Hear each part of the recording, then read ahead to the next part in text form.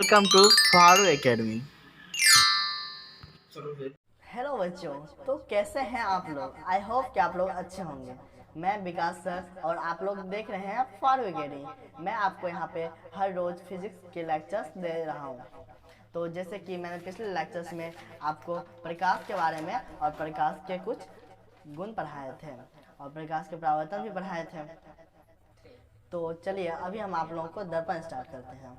तो दर्पण दर्पण जैसा कि आप लोग के घर में भी हर किसी के घर में दर्पण रहता है, लेकिन दर्पण सिर्फ उतना ही सीमित नहीं रहता है, वो दर्पण का सिर्फ एक भाग है। और आइए अब हम आपको दर्पण के बारे में कुछ बताते हैं।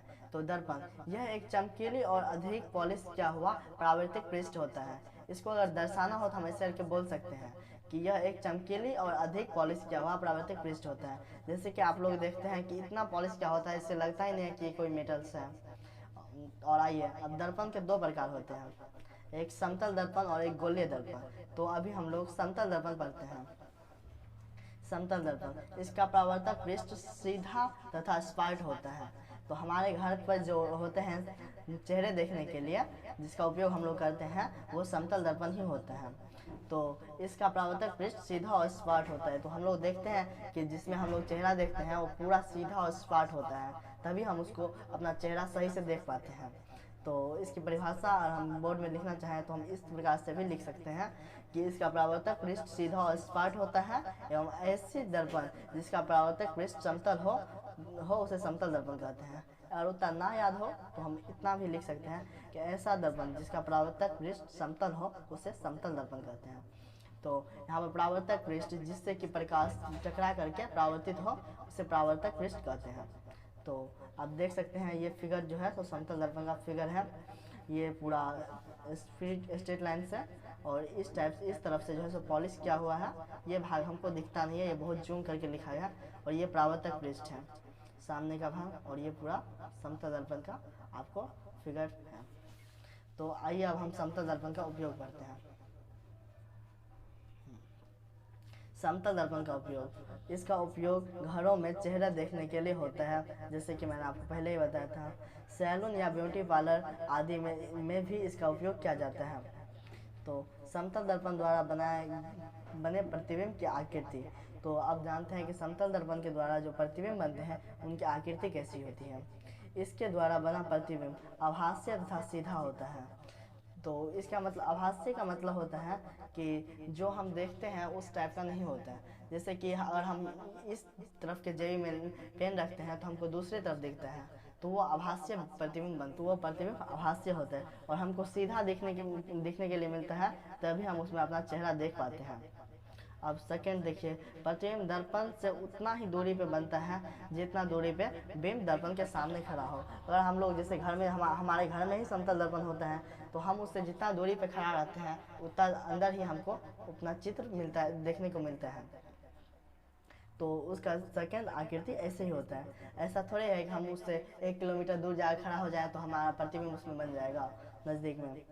आइए तो फिर हम गोलीय दर्पण के बारे में पढ़ते हैं। समतल दर्पण में बस इतना ही था, अब हम गोलीय दर्पण के बारे में पढ़ते हैं। गोलीय दर्पण, इसका परावर्तक पृष्ठ मुड़ा हुआ होता है। गोलीय दर्पण का परावर्तक पृष्ठ अंदर की ओर या बाहर की ओर की वक्रता हो सकता है। गोलीय दर्पण गोल दर्पण की तरह से होता है, इस प्रकार से। गोलीय दर्पण एकदम गोल रहता है। जैसे देखिए गोलीय दर्पण का रियल शेप इस प्रकार से होता है। जब आपको हम लोग पढ़ाएंगे पूरा दर्पण तो ये बताएंगे आपको। इसके परिभाषा हम ऐसे भी लिख सकते हैं, ऐसा दर्पण जिसका परावर्तक पृष्ठ गोलीय हो उसे गोलीय दर्पण कहते हैं। ये वैसे हम शॉर्ट परिभाषा आपको दे रहे हैं कि अगर बोर्ड की तरफ या किसी को ना याद रहे तो इतना जरूर याद रहता है कि गोलीय दर्पण के बारे में पूछ रहा है तो जिसका परावर्तक पृष्ठ गोलीय हो उसे गोलीय दर्पण कहते हैं। अगर आपको अच्छे मार्क्स चाहिए तो आप पूरा लिखिए। जैसे कि इसका परावर्तक वक्र होता है, गोलीय दर्पण का परावर्तक पृष्ठ अंदर की ओर या बाहर की ओर वक्रित होता है सकता है।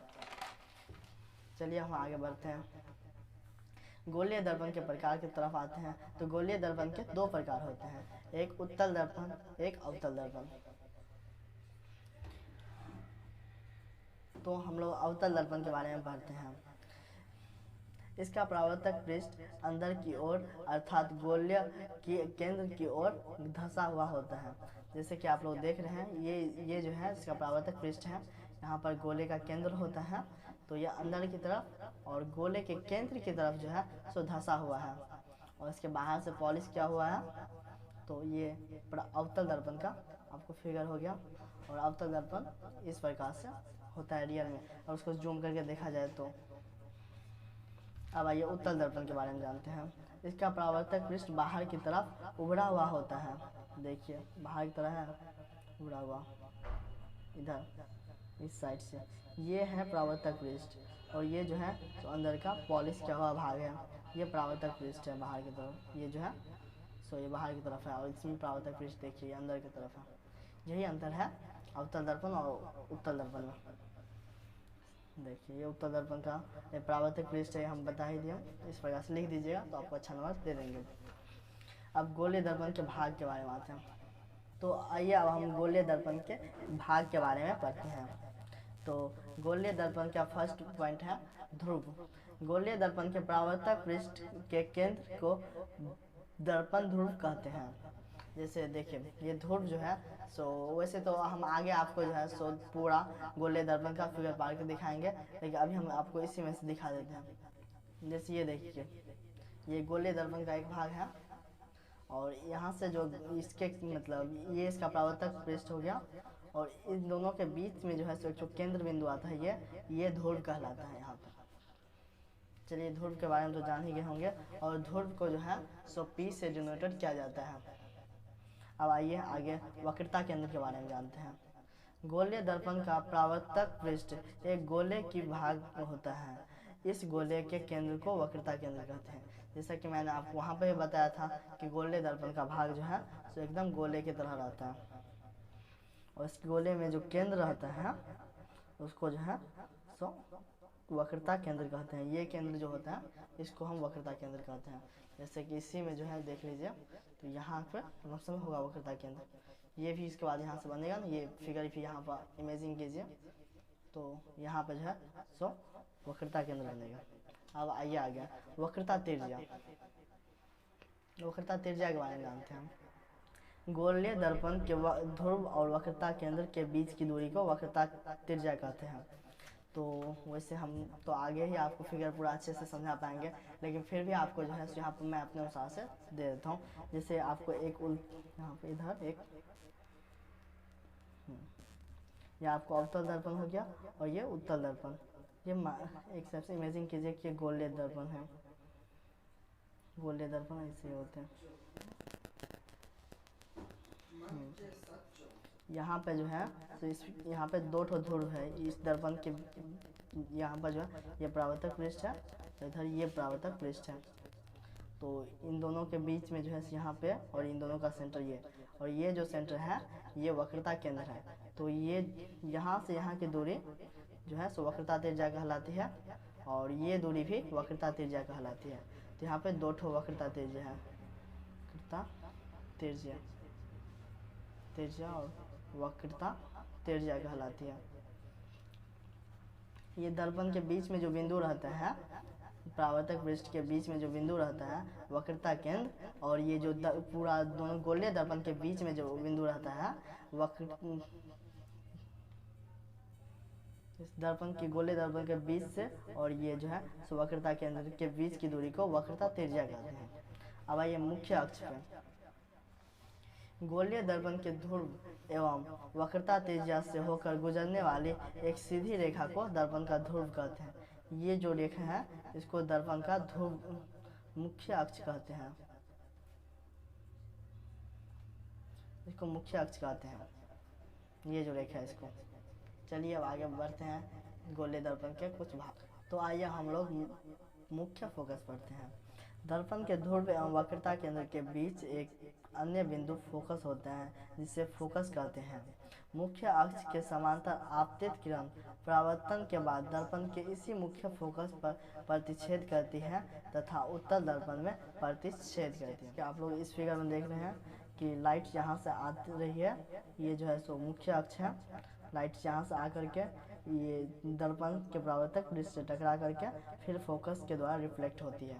ये फोकस मतलब लाइट जो है सो परावर्तन के बाद फोकस से ही होकर गुजरती है उत्तल दर्पण में। यहाँ पर जो है सो मेन फोकस ये जो है सो वक्रता केंद्र की स्थिति और इस फोकस के डी पे निर्भर करता है। और ये जो है सो हर एक फोकस में हर एक टाइप से जब हम मारेंगे तो ये फोकस जो है हमारा ये हर जगह चेंज होता रहता है, कहीं इधर कहीं इधर। चलिए अब आप फोकस के बारे में जान चुके हैं तो हम फोकस दूरी के बारे में बात करते हैं। दर्पण के ध्रुव से मुख्य फोकस के बीच की दूरी को फोकस दूरी कहते हैं। जैसे ध्रुव हो गया और ये मुख्य फोकस, तो इस डिस्टेंस को, इस दूरी को जो है सो फोकस दूरी कहते हैं। और इसे अंग्रेजी के छोटे लेटर एफ से सूचित किया जाता है। और फोकस, मुख्य फोकस को बड़े एफ से और फोकस दूरी को छोटे एफ से सूचित किया जाता है। आगे बढ़ते हैं तो चलिए हम आप लोगों को प्रतिबिंब की स्थिति, प्रकृति एवं आकार के बारे में बताते हैं। बिंब की स्थिति, वह स्थान जहाँ पर वस्तु रखी गई हो उसे बिंब की स्थिति कहते हैं। वह स्थान जहाँ पे वस्तु रखी गई हो उसे बिंब की स्थिति कहते हैं। प्रतिबिंब की स्थिति, प्रतिबिंब, वह स्थान जहाँ दर्पण के द्वारा प्रतिबिंब बनता है उसे प्रतिबिंब की स्थिति कहते हैं। बिंब की स्थिति, जैसे कि अगर हम समतल दर्पण में अपना चेहरा देखते हैं तो जहाँ पे हम खड़ा रहते हैं उसे बिंब की स्थिति कहते हैं। और प्रतिबिंब की स्थिति, जहाँ पे हमारा प्रतिबिंब बनता है उसे हम प्रतिबिंब की स्थिति कहते हैं। अब आइए आगे, प्रतिबिंब की साइज, यह प्रतिबिंब का आकार है जो यह बताता है कि वस्तु का प्रतिबिंब वस्तु से छोटा बना है या बराबर बना है या वस्तु से बड़ा बना है।